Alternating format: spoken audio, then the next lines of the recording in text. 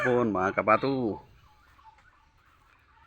Andito tayo sa likod bahay ngayon mga kapato. Salukuyan nagpapakain yung kasama natin sa bahay.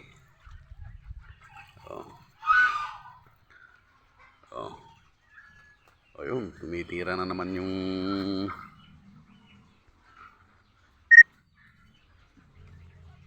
yun, tumira talaga.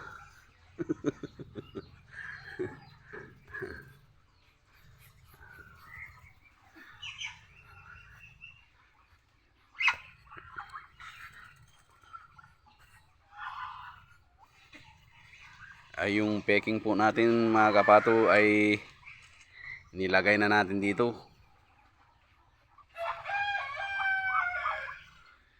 Isinama na natin dito. Ayun siya, ayun. Kasi yung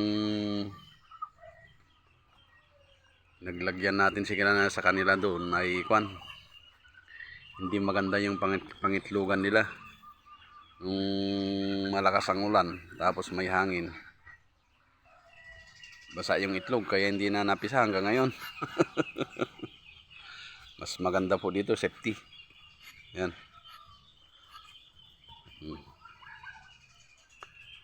Saka na lang ililipat pag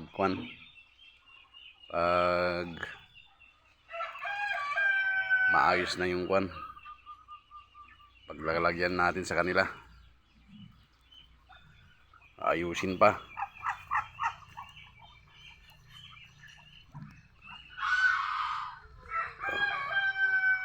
Nakalagay na tayo ng dito mga kapato,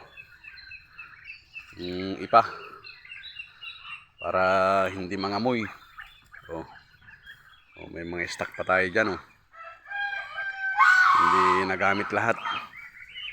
Ganito lang mga kapato para hindi mangamoy yung mga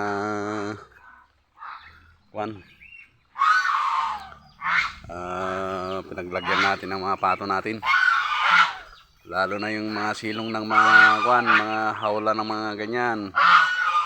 Naku, napakabaho mga kapato.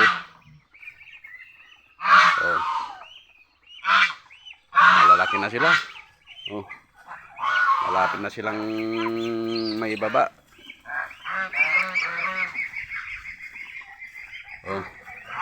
Malalaki na sila. Malapit nang may baba.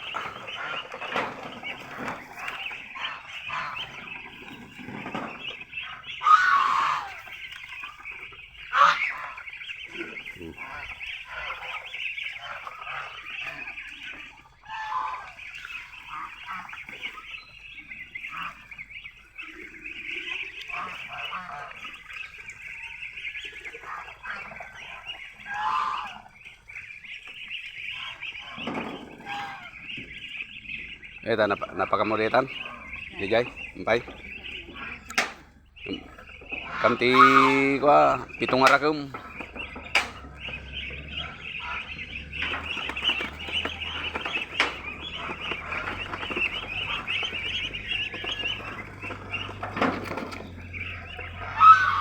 Hirwar mo reji pangananda. Kasi ikam magasjay. Opo, pagi may kwada samo ti serrek.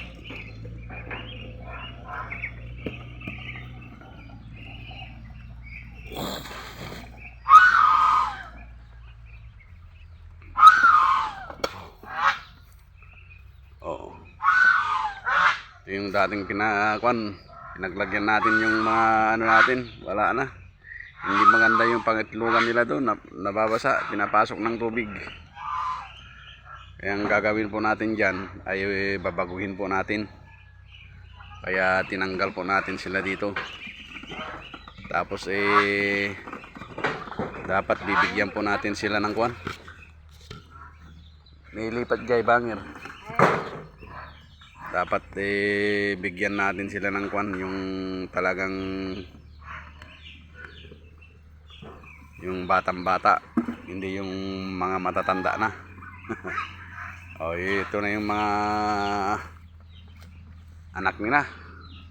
Pato yung mistiso natin. O, malalaki na sila, oh.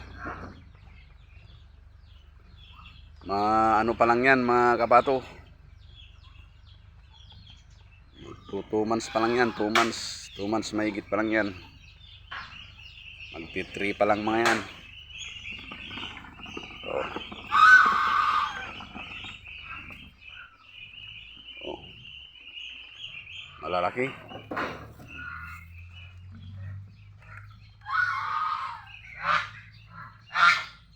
Tangkad. Tangkad sila.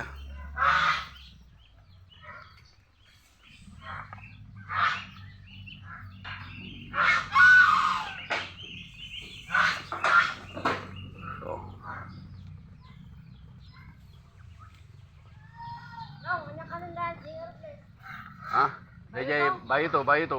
Wani ne batte. Basin malam manulat ikanin dari kita. Gumatang nagtutat ta. Marano bigat.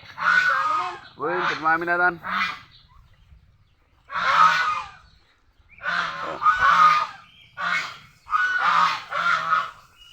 Yan lang mga kapatong kinakain nila. Darak. Tapos may halong crack corn po yan, yung giniling na pino. Kasi bumibili pa tayo ng kada anihan po ng mais. Bumibili po tayo ng mais na buo, saka natin pinapagiling ng pinong-pino. Yan po ang hinahalo natin sa darak. Tapos nilalagyan po ng konting feeds. Ayan, ganyan po ang pakain namin sa pato namin.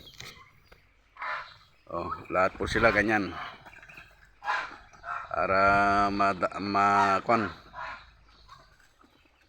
madaling tumaba. Oh, tignan niyo mga kapato yung binaba natin noon na mas nauna sa kanila. Yung mistiso natin, oh, yun. Maliliit. Oh. Oh, ayan, oh. Yan pa lang sila. Oh, kontra yan, oh. Oh.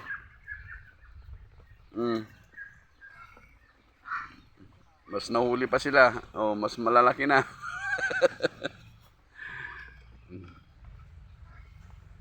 Pero ewan ko mga kapato, yung mga nag-order sa akin, ewan ko kung kukunin nila. Sabi ko naman hanggang para mas lalong sure hit na talagang malalaki na. Hanggang August kako noon. Oh.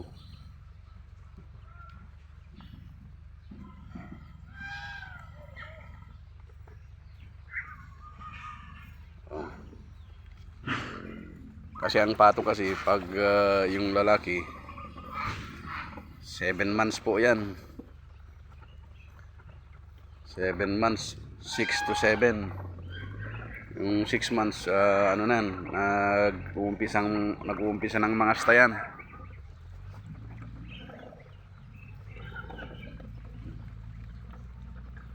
So, makain yung mga natin.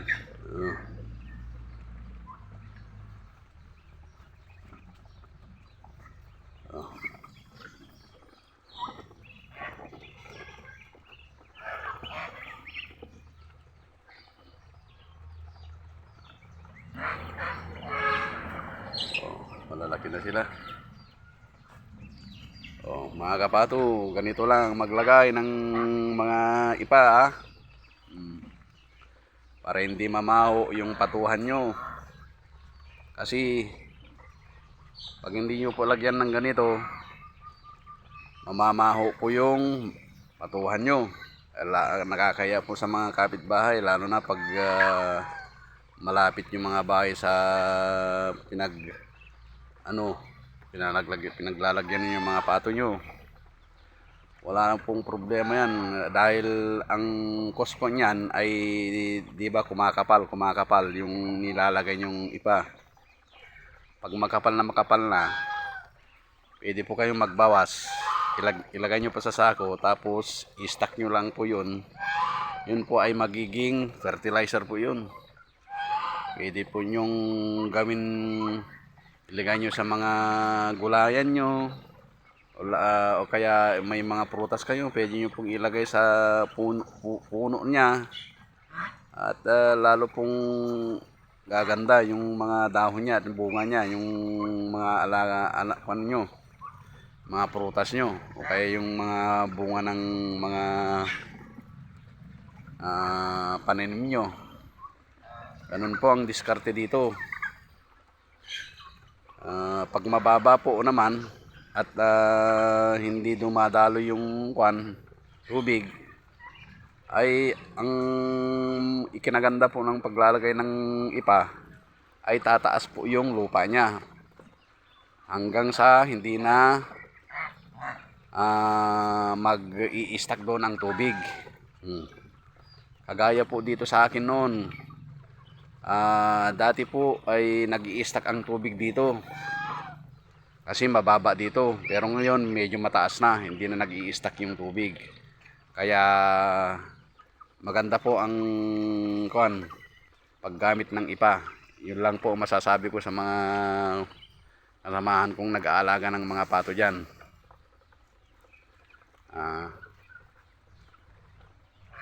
Hanggang dito na lang mga kapato. At sa susunod na vlog po naman natin ay sasagutin po natin yung tanong ng isang kaibigan po natin na paano raw po ang diskarte ko sa pagpaparami ng pato. Yun pa yung susunod na vlog po natin ay sasagutin po natin. Kasi yung para sa akin lang naman ay hindi pare-parehas pong diskarte talaga. Yun lang po masasabi ko. May kanya-kanyang diskarte po yan. Okay, bye-bye mga kapato. Hanggang dito na lang po. Magandang hapon po sa lahat mga viewers natin dyan.